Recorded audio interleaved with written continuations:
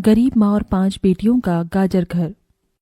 बाबूजी, रोटी बना दी है, खा लीजिएगा, मैं खेत पर जा रही हूँ। तभी खटिये पर से बूढ़ा रामा खांसते हुए बोला, अरे बहू, ये ले, मेरी शॉल लेती जा, बाहर बड़ी ठंड पड़ रही है। नहीं बाबूजी, इसकी जरूरत आपको ज्यादा है, क्योंकि घर में ओढ़ने को एक भी कंबल नहीं।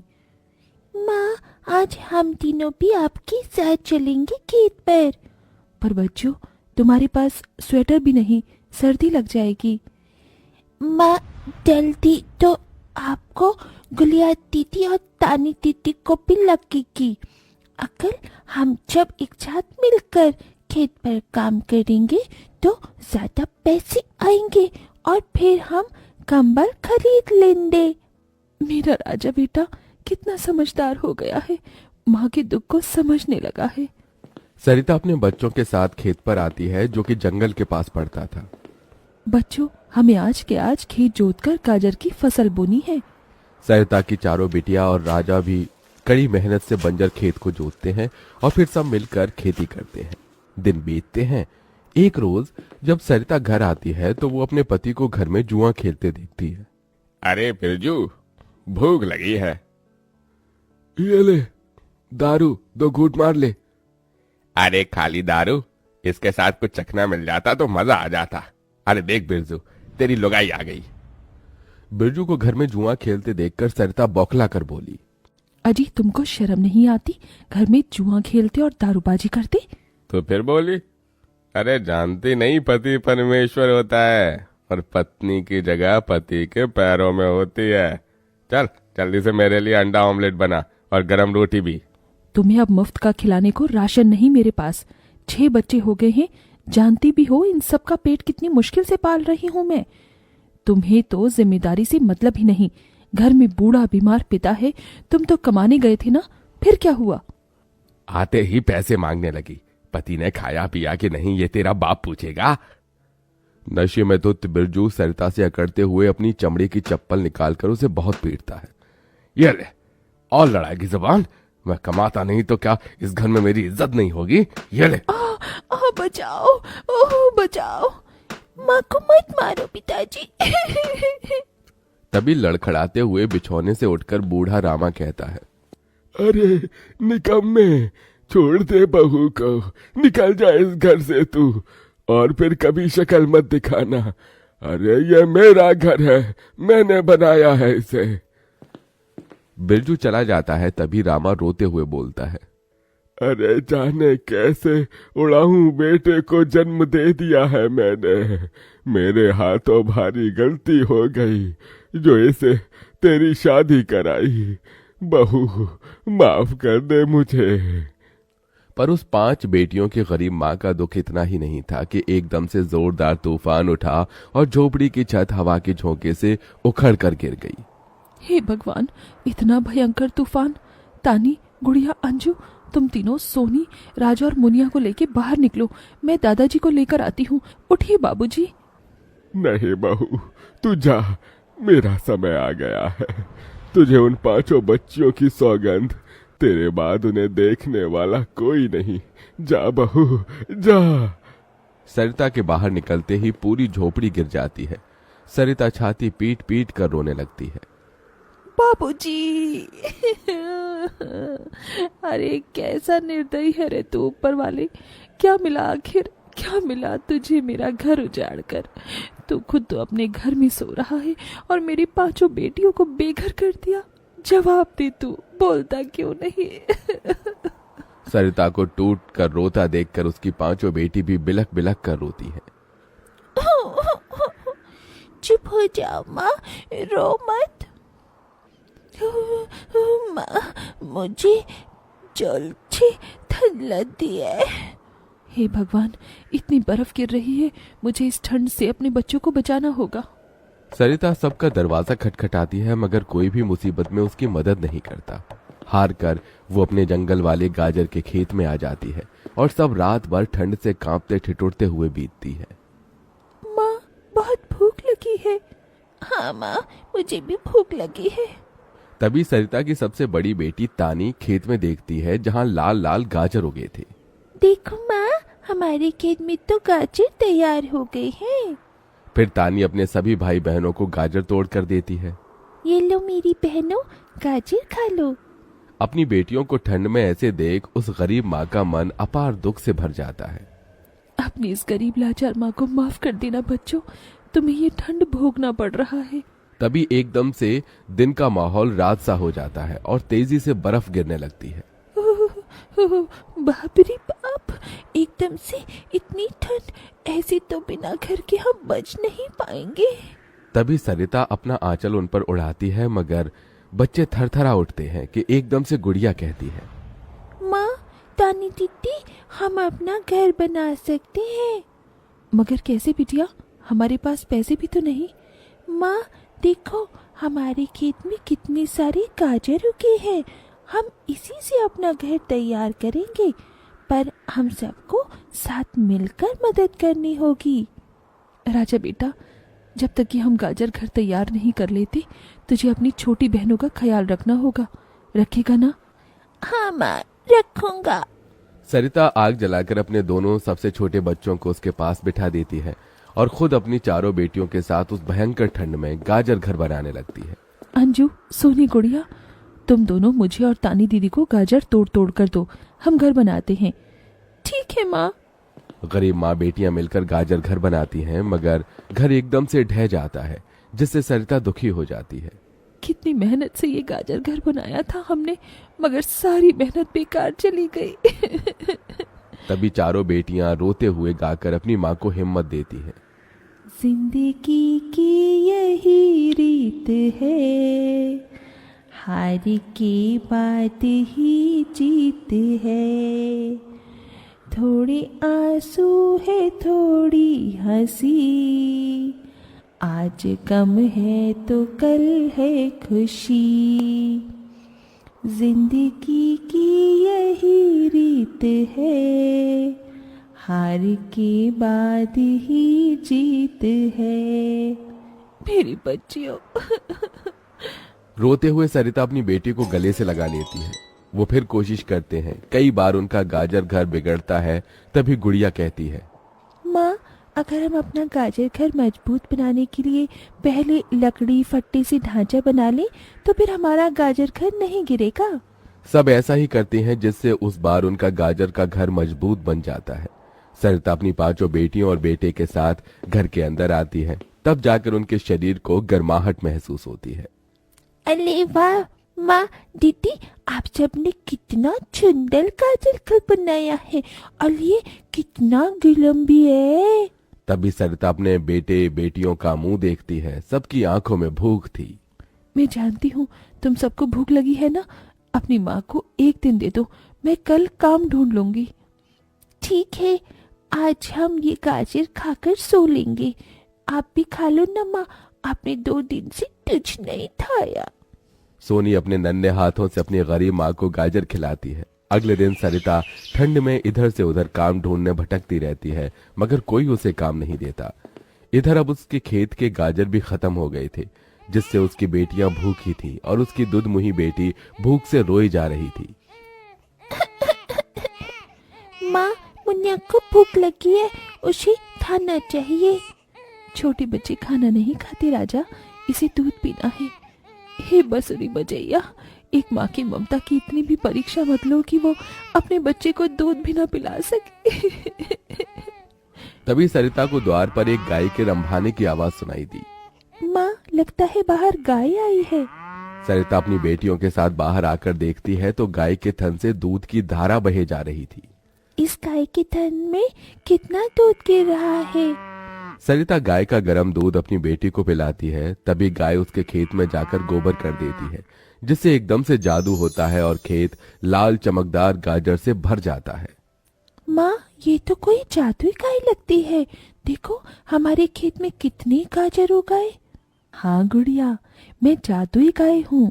मुझे वरदान प्राप्त है, जिस भी बंजर खेत में मैं गोबर करूंगी वो फसल से भर जाएगी। मैं इससे पहले भी तुम्हारे खेत में आई थी। इसका मतलब गौ माता, आपकी वजह से उस वक्त भी मुझ गरीब के बंजर खेत में गाजर उगी थी। आपका कोटि कोटि धन्यवाद गौ माता। माँ, तुम काम ढूंढ रही थी ना, अब मैं ढूंढना। तुम तो कितना अच्छा गाजर का हलवा बनाती हो, और गाय के दूध से खोया, घी, दूध सब बनता है। तुम हलवा बनाकर बेचो। सरिता उस गाय के दूध से घी, खोया तैयार कर लेती है और गाजर का हलवा बनाकर बेचने लगती है, जो कि लोगों को खाने में स्वादिष्ट लगता है। उसकी अच्छी कमाई होती है, जिससे उसकी आर्थिक स्थिति ठीक हो जाती है और वो गाय उसके गाजर घर के बाहर बंधी खेत के गाजर और घर दोनों की पहरेदारी दिया करती। एक बार एक गांव में कृति नाम की लड़की रहती थी। कृति गांव की ही एक कोठी में रहती थी, जहां कृति के बाबा गांव के सबसे बड़े जमींदार थे। लेकिन उसके पिता की जुआ खेलने की लत ने उसके पूरे परिवार और दौलत को बर्बाद कर दिया। कृति के परिवार में कोई नहीं था। असल में कृति के पापा ने एक बार जुआ खेलते समय अपना सब कुछ दांव पर लगा दिया और वो हार गए। जुए में हारने पर दौलत तो गई ही गई, साथ ही साथ कृति की माँ ने भी तंग आकर जहर खा लिया। कृति की माँ के बाद उसके पिता भी ज्यादा दिन नहीं जिए और ज्यादा शराब पीने से उनका लिवर फेल हो गया और उनकी मौत हो गई। अपने पिता की इस जुए की आदत का सबसे बड़ा शिकार बनी अनाथ कृति। उस बेचारी का क्या दोष था? अब ना ही उसका कोई ख्याल रखने वाला था और ना कोई रोटी देने वाला। पेट पालने के लिए मजबूरन कृति गांव के घरों में झाड़ू पोछा करती। कृति का ये सब करने का बिल्कुल भी मन नहीं करता, क्योंकि जिस घर में वो काम करती थी उसका मालिक उसे बुरी नजरों से देखता था। लेकिन 2 वक्त की रोटी के लिए कृति ये सब भी झेल लेती थी। कृति रोज सुबह सुबह गांव के मंदिर में जाती और अपनी दर्द भरी कहानी भगवान को सुनाती। हे ईश्वर, किस जन्म का तू मुझसे बदला ले रहा है? क्योंकि इस जन्म में तो मैंने किसी का भी बुरा नहीं किया। अब तू ही बता, अगर मेरा बाप जुआ खेलता था तो क्या इसमें मेरी गलती है? मैंने तो हर बार उन्हें जुआ खेलने से रोका, यहाँ तक कि रोकने के चक्कर में मार भी खाई, लेकिन हमेशा यह विश्वास रहा कि एक दिन तू सब ठीक कर देगा। मैंने तुझ पे भरोसा किया और तूने मेरे भरोसे का आज मुझे ये सिला दिया। न खाना है न कोई अपना, काम पे भी मालिक बुरी नजर से देखता है। क्या यही तेरी महिमा है? कृति की आंखों में आंसू भर आए और वो वहीं बैठकर फूट फूट कर रोने लगी। लेकिन कृति ने आंसू पोंछे और वहाँ से उठकर जाने लगी कि तभी उस मंदिर के बाहर एक बूढ़ा आदमी दिखा जो उसे घूर रहा था। कृति को लगा कि ऐसे ही कोई भिखारी होगा जो उसे रोता हुआ देखकर घूर रहा हो। कृति उस पर बिना ध्यान दिए वहाँ से तुरंत अपने घर चलती बनी। लेकिन अब तो उस बूढ़े आदमी की कृति को देखने की आदत पड़ गई थी। जब भी कृति मंदिर जाती और भगवान को अपनी आप बीती बताती, वो बूढ़ा वहीं खड़ा उसकी बातें सुनता और उसे घूरा करता, लेकिन कभी मंदिर के बाहर कृति का पीछा नहीं करता। कृति को लगा कि वो बेचारा भीख की आस में उसे देखा करता है। कृति के पास कोई बहुत ज्यादा पैसे नहीं थे, फिर भी वो दान पुण्य करने में बिल्कुल भी हिचकिचाती नहीं थी। एक दिन मंदिर के बाहर खड़ा वो बूढ़ा आदमी जब कृति को घूर रहा था, तो कृति भगवान के पास जाने की बजाय उस बूढ़े के पास गई। बाबा जी, अगर पैसे चाहिए तो बेहिचक मांग लिया करो, ऐसे किसी और को घूरोगे तो वो गलत मतलब निकालेगा। काश बेटा, तेरे जैसा साफ दिल भगवान ने सबको दिया होता। कुछ दे दे बेटा। कृति ने अपनी जेब से एक 10 का सिक्का निकाला और उस भिखारी के जेब में डाल दिया। बाबा जी, अभी इतने ही हैं, आगे जब ज्यादा कमाने लगूंगी तब ज्यादा दूंगी। अरे बेटा, सच्चे दिल से दिए गए 1 रुपए भी मैं खुशी खुशी रख लूं, फिर तेरे 10 रुपए तो लाखों के बराबर हैं। भगवान तेरा भला करे। ये कहकर वो भिखारी चला गया। किसी गरीब की मदद करके कृति को बहुत खुशी हो रही थी। कृति मंदिर में दर्शन करके फिर से अपने घर चली गई। उस दिन जब कृति अपने मालिक के घर काम करने गई, तो वहाँ पर उस दिन उसके मालिक के अलावा कोई नहीं था। क्या हुआ मालिक, आज घर पर मेम साहब नहीं है क्या? मेम साहब, वो तो आज अपने मायके गई हुई हैं। वैसे उनके बारे में क्या पूछ रही हो? भला तुम्हारे और मेरे बीच में उनकी क्या जरूरत? अपने मालिक से ये सुनकर कृति कुछ सहम सी गई।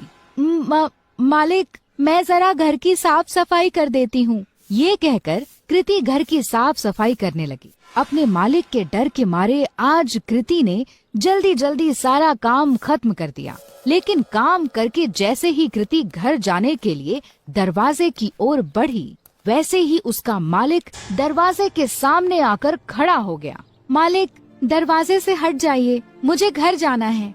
लेकिन मालिक अपनी जगह से टस से मस ना हुआ और वहीं खड़ा रहा। मालिक, दरवाजे से हटिए। ये कहकर जैसे ही कृति ने मालिक को दरवाजे से हटाने की कोशिश की, वैसे ही मालिक ने कृति का हाथ पकड़ लिया।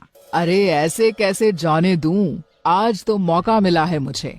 बीवी भी घर पर नहीं है, आज तो तुझे नहीं जाने दूंगा। ये कहकर मालिक तुरंत कृति पर लपका। डरी सहमी कृति तुरंत अपनी इज्जत बचाने के लिए भागी, लेकिन उसका मालिक उसका पीछा नहीं छोड़ रहा था। तभी एक कोने में कृति को डंडा पड़ा हुआ दिखा और वो उसके पीछे दौड़ी। अब की बार कृति का मालिक जैसे ही उसे पकड़ने के लिए लपका, वैसे ही कृति ने उस डंडे को उठाकर उस मालिक के सर पर दे मारा और तुरंत दरवाजे से निकलकर वहाँ से भाग गई। फूट फूट कर रोती कृति बिना रुके भागती जा रही थी। भागते भागते रात में कृति उस मंदिर पहुँची जहाँ वह रोज सुबह जाती थी। मंदिर में पहुँचते ही कृति भगवान की मूर्ति के चरणों में जा गिरी। हे ईश्वर, क्या मेरा पैदा होना ही गुनाह है जो तू मुझे इतनी बड़ी सजा दे रहा है? क्या गरीब और लाचार होने की यही सजा होती है कि कोई भी आकर हमारी इज्जत पर हाथ डाले? कृति की आंखों से फिर आंसू फूट पड़े। कृति ने आंसू पोंछकर जब आस-पास देखा तो पाया कि वो बूढ़ा आदमी फिर वहीं खड़ा था। बाबा, अब मेरे पास कुछ नहीं है आपको देने को। बच्चा, मैं तुमसे भीख लेने नहीं बल्कि कुछ देने आया हूँ। लेकिन क्या? तेरी कोठी के पीछे वाले कमरे में एक जादुई खजाना है जो सही समय आने पर अपने आप तेरे हाथ में आ जाएगा। ग्रहों की दिशा बता रही है कि आज ही वो सही समय है। कृति पहले से ही परेशान थी और ये सब सुनकर उसे और गुस्सा आ गया। बाबा जी, आपने मेरा दिल बहलाने के लिए ये सब कहा, मुझे बहुत अच्छा लगा, लेकिन मुझे झूठ पसंद नहीं। ये कहकर कृति अपनी कोठी की ओर चल दी। उसे बार बार ये डर सताए जा रहा था कि अगर उसका मालिक बेहोशी से उठ गया तो उसे जिंदा नहीं छोड़ेगा। वहीं दूसरी ओर उसके दिमाग में उस बूढ़े भिखारी की भी बात चल रही थी। घर पहुँचते पहुँचते आसमान में बादल छा चुके थे और ऐसा लग रहा था कि मानो जैसे बहुत जोर की बारिश होने वाली है। कृति के कोठी में पहुँचने के कुछ देर बाद ही बारिश शुरू हो गई और बहुत जोर से पानी बरसने लगा। मूसलाधार बारिश के चलते कृति की पुरानी कोठी की छत से पानी टपकने लगा। आज तक कभी कृति ने इतनी तेज बरसात नहीं देखी थी। कृति जैसे ही छत की मरम्मत के लिए अपना छाता निकालकर बाहर गई, वैसे ही उसका छाता तेज हवा में फट गया। परेशान कृति फिर अंदर आई और सर ढकने के लिए कुछ ढूंढने लगी। आगे कुछ ना मिलने पर वो कोठी के पिछले हिस्से में चली गई, जहाँ उसके बाबा का पुराना कबाड़ रखा था। ढूंढते ढूंढते उसी कबाड़ में कृति को एक छाता मिला। चलो, इसी से काम चलाया जाए। ये कहकर कृति मरम्मत का सामान लेकर जैसे ही बारिश में बाहर निकली, बारिश की बूंदें पड़ते ही उस छाते से सोने के सिक्कों की बरसात होने लगी। कृति को ये सब देखकर अपनी आंखों पर विश्वास नहीं हुआ कि उस बूढ़े भिखारी की बात सच निकली। कृति उन सिक्कों को समेटकर अंदर कमरे में आ गई और उसने उन्हें गौर से देखा तो उन्हें सोने का पाया। खुशी से पागल कृति की आंखों में आंसू आ गए। अब मुझे अपने मालिक के जैसे गंदे लोगों के लिए काम करने की जरूरत नहीं। कृति ने उसी रात अपना सामान बांधा और इस गांव को छोड़कर उस छाते के साथ निकल गई। एक दूर बड़े शहर में जाकर उन सोने के सिक्कों को बेचकर कृति को खूब पैसे मिले, जिससे उसने एक घर, एक गाड़ी और अपनी सारी ख्वाहिशें पूरी कर ली। यही नहीं, उसने अपना खुद का बिजनेस ही शुरू कर दिया। इस तरह कृति की सारी गरीबी उस जादुई छाते ने दूर कर दी और अपने गंदे मालिक से बहुत दूर कृति सुकून से अपनी जिंदगी जीने लगी।